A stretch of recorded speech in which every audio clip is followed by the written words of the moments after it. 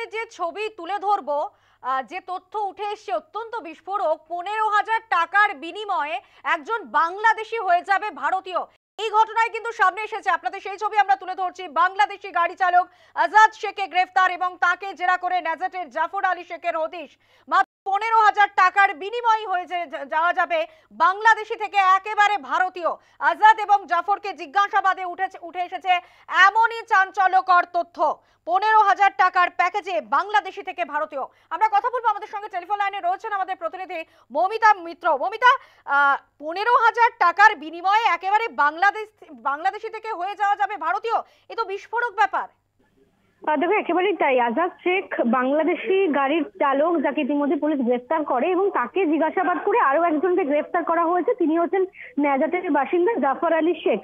এবং যে চাঞ্চল্যকর তথ্য ইতিমধ্যে সামনে আসছে যে এই আজাদ শেখ, যিনি আসলে বাংলাদেশের নাগরিক এবং তিনি মূলত জাফর আলী শেখের হাত ধরেই কিন্তু যাবতীয় পরিচয়পত্র, যাবতীয় নথিপত্র, ভারতীয় নথিপত্র, সেগুলো কিন্তু তিনি বানিয়ে ফেলেছিলেন।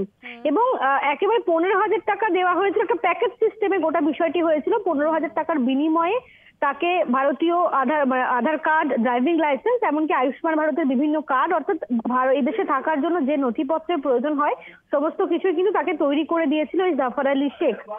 এবং তার পাশাপাশি যেটা খবর পাওয়া যাচ্ছে যে 2023 সালের অক্টোবরে একজন দালালের মাধ্যমে একেবারে বাংলাদেশ থেকে এপারে চলে আসে আজাদ শেখ, এবং তারপরেই সেই দালালের মাধ্যমে এই জাফর আলী শেখের সঙ্গে আলাপ হয়।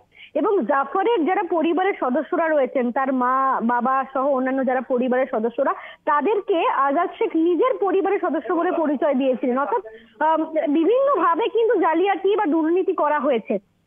একদিকে একেবারে 15,000 টাকা দিয়ে বিভিন্ন নথি পেয়ে যাচ্ছে খুব সহজেই, বাংলাদেশি অনুপ্রবেশকারীরা সেই নথি হাতে পেয়ে যাচ্ছেন, এবং যাতে বিষয়টি আরো বিশ্বাসযোগ্য হয়ে ওঠে পরিবারের সদস্য হিসেবে জাফর আলী শেখের পরিবারের সদস্যদেরকে নিজেদের পরিবারের সদস্য বলে পরিচয় দেওয়া হয়েছিল। দুজনকেই দফায় দফায় জিজ্ঞাসাবাদ করা হচ্ছে এবং আরো কেউ জড়িত কিনা সেই বিষয়টাও জানার চেষ্টা হচ্ছে। ধন্যবাদ মমিতা।